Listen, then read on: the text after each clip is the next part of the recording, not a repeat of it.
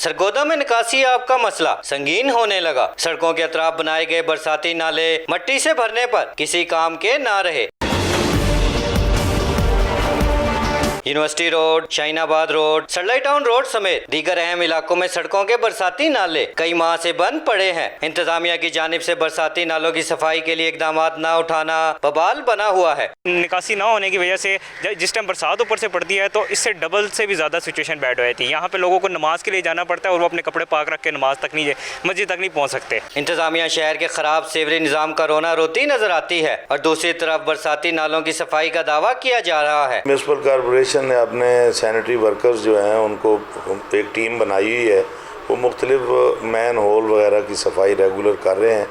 और बरसात का चूँकि मौसम है, शहर सरगोदा का जो ओरिजिनल प्लान है ये तो सीवरेज 50 साल से ज़्यादा इसका पुराना हो गया है। म्यूनसिपल कॉरपोरेशन की तरफ से हालिया बजट में सफाई के लिए खतीर रकम भी मुख्तस की गई, लेकिन शहर की हालत जार देख कर यूँ लगता है कि मौसम बरसात में ये शहर की तमाम सड़कें पानी में डूबी रहेंगी। कैमरामैन रशीद राना के साथ असजद मुनीर, 92 न्यूज़ सरगोदा।